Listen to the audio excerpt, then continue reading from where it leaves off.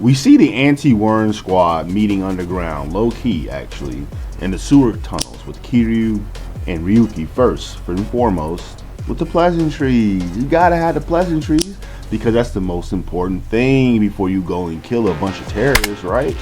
But then we have Akoya. He's not here yet, bro. He ain't here for none of that pleasantries, though. He here for nothing but smoke, okay? He's clear about that. And with them, bro, he's about to go in. We're about to kill 9 worm members. And some are easy, some are not. With us seeing one of the 9 worm members is a high-ranking member named Lu Tien. Although he's not fully recovered at 100%, he is still a top dog, nonetheless. And to nobody's surprise, the first to draw blood was Akoya, killing one of the worm members with his Batman armor looking so fresh and clean, you know what I'm saying? And then they followed it up by the Wonder Boy Ryuki one-shotting one worm member, and then Ryuki, trying to look cool pretty much. And then we got Kiryu making them both seem like amateurs, killing 3 of them at once, easy peasy. But one of them, the last worm member, rushing Ryuki, trying to catch him off guard, but only to be countered by his own weapon with Ryuki's Gao style. You know what I'm saying? That was actually really cool. What was it? Retro blade. And Kiryu using this moment as another chit chat, completely at ease. Bro, I swear, bro, these 2 psychos, they love conversations like this. Just that nonchalant, like, oh yeah, we're killing a bunch of people, but hey man, what you see the game last night? Type of conversations. I love the little breaks like that, man. But then we get interrupted by Lu Tien himself trying to finish Ryuki, with us seeing Akoya step in to fight Lu Tien, tackling him to another location. And then we see Ryuki is actually thinking about leaving, and Kiryu was actually happy to finish up the rest of the riffraff. Meanwhile, we're about to see 2 insane people fight like it's like in a jungle. It's just guerrilla warfare pretty much. All right, we see them both try to use weapons, break them instantly upon impact. All right, and each other, so they know they're gonna throw them away. So now it's just gonna get down and dirty. Lu Tien charges into Akoya, lifts him up, and slams him in against the wall, leaving cracks and craters in the wall, right?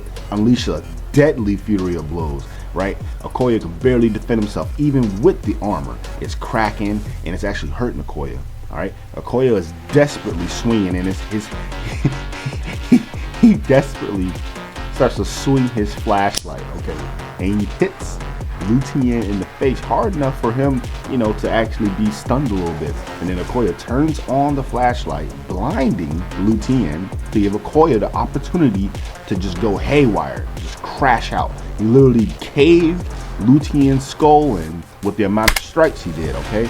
After we see Akoya is beaten up and exhausted, Kiryu meets up with him and tells him, bro, Ryuki left soon, I finished the rest of the riffraff, and just between me and you, bro, you're looking pretty pathetic after this fight, bro. Like, I don't know if it's just me, I don't know if he was too strong for you, but like, you ain't looking too hot, brother. And then like we see Akoya reflect on this, whether or not he's actually strong enough to continue, shoving out justice, or if he should just wrap it up, if it's a dud. He's really contemplating this. He's thinking like, what, man, maybe Ryuki can carry on my craziness, and maybe Ryuki can sit around and kill a bunch of terrorists for me because I'm too weak to do it. But that's just going a little bit too far, don't you think? Now, a couple of years after that went down, in plain view, we see one of the leaders of the worm, all right, Tiger Nico, walking down the streets of Japan with the stylish outfit, man. It costs an average citizen a whole month to save for. He's a rich, pompous asshole. But adding insult to injury, this pretentious man decides to go into the most expensive restaurant in Japan and orders $1,000,000 wine bottle. And as soon as he's enjoying his first sip of that bougie wine, our beautiful beast, our beast that's beautiful, Kiryu Setsuna, decides to do what we all is thinking and starts attacking him with his specialty, Rakashashapam. okay? Tiger Nico had the nerve to say Kiryu was bold to attack him, and which was infuriating, but Kiryu ain't no pussy. This man is the Hisoka of the King and Omega verse, okay? He's crazy, he's unpredictable, and he's selfish to his desires. And, you know, just a sprinkle of strong, you know, just a little bit of strong, you know, not too much strong, but just a little bit of strong. Kiryu showed immense strength, alright? Although landing his attack and causing the table to actually morph into something that's completely different from a table, Nico was, you know, sitting to be absolutely destroyed. You know what I'm saying? The damage that it could have caused him would have been catastrophic, but it almost landed. But, you know, it wouldn't have been pretty for Tiger Nico at all. But we all do see Tiger Nico recover well, even grabbing the expensive wine and talk as if he had the high ground, saying he knew he was being followed and blah blah blah. With Kiryu being Kiryu, he shut all that down by simply saying, bro, I don't care about what you gotta say, Nico. I'm here to kill you because you upset Oma. Point blank, period. Alright? Simple as that. Not because Tiger Nico is a terrorist, not because he caused hundreds of lives to be sacrificed or countless other crimes. No. This sad man committed Kiryu only cares about things that are linked back to Oma. He is a very simple man, and in Kiryu's eyes, you hurt Oma, you hurt God, so you die. Even with that declaration though, Tiger Nico was still taking Kiryu lightly, still talking about his expensive wine, until Kiryu starts to fight, again aiming for the bottle of wine, using the table linen as a weapon like a whip.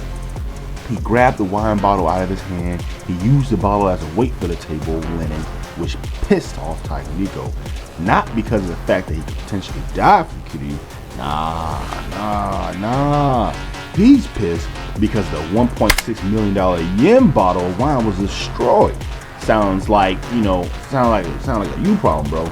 But meanwhile, we see who's waiting on the sidelines trying to help. You know, we see that calling for security. But we quickly realized that the entire staff was slumped. You know, he was going to be next, and the perpetrator of all these actions was none other than our tunnel vision, one-track minded, justice dealing, weighing over 260 pounds, 6'2", Akoya Seshu. He pulled up in the Batman armor, ready for business. All right, he you know, he's the second member of the anti-worm squad alongside King. You know what I'm saying? He's him. We see Akoya's inner thoughts is filled with justice jargon. You know, reasoning and emphasizing the improvements he made on his armor since the Lutien fight that almost killed him and broke his armor. Meanwhile, Kiryu's having a good time, wreaking havoc in the restaurant. From his missed whip attacks against Tiger Nico, the battle just started, and it's already starting to heat up with them both trying to analyze one another, until Kiryu decided to break the balance and rush Tiger Nico. With Nico's thoughts filled with bravado and confidence, he predicted the direction he would attack in, but it was wrong. And his surprise, with us both seeing, you know, that the genuine praise from Tiger Nico to Kiryu after he landed that attack, even if it was a little condescending, y'all, it was praise. And of course, Kiryu clocked that, the disrespect, and he didn't let it slide, with them both ready for round two. Meanwhile, Akoya was waiting in the kitchen for his opportunity to jump in to help Kiryu kill Tiger Nico, but to his surprise and unfortunate luck, he wasn't alone in that kitchen. Behind him was arguably the third strongest worm member behind the leader, Jan Gilbert Wu. And his right-hand man, William Wu. Oh my gosh, just chilling, eating top-tier meals, all stuff like. This almost gave Akoya a heart attack, y'all. He was freaking out about the fact that he didn't even know that they was there the whole time. Akoya tried to react as fast as he could by throwing his knife, but it only seemed to annoy Gilbert because he couldn't eat in peace. So he sent William to deal with Akoya. But we see before Akoya can draw his gun, William's foot was already connecting to his face shield, cracking it. And he sent Akoya flying across the room. But in return, Akoya gave a desperate gaze to William. Meanwhile, Kiryu isn't having a smooth time with Tiger Nico either, with them both, starting round 2 in Nico's favor. And with the tensions being unbearable, and Kiryu staring down Tiger Nico and analyzing the battle, and for a moment, just a moment, he put too much attention on his injury, allowing Nico to rush in, catching him off guard, with Kiryu forcing himself to stay calm and assess the situation, with him ultimately not impressed with the technique, finding it harassment, but it's surprisingly effective, giving Nico an advantage, even if it is slight, with Kiryu holding his own, with them both trying to figure out the next best move, until we see Kiryu get the upper hand again, moving outside of Nico's predictions.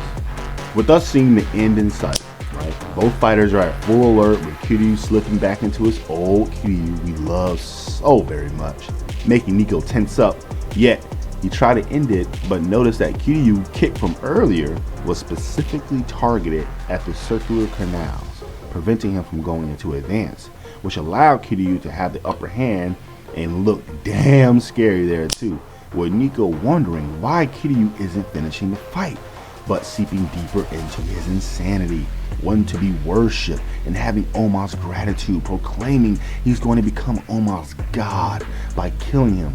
With them both saying they're appeased, they begin round 3, with them both landing attacks. It's just a dog-eat-dog type of fight at this point, just brutality, and Kiryu not caring about his injuries in the slightest, and pushing on with him. Oh my gosh, bro. With this making Nico terrified at what Kiryu is capable of, saying to himself, I have to kill him. I have to kill him no matter what. I have to kill him. Nothing but desperation, bro, in his eyes. A far cry from the poison visual we saw earlier.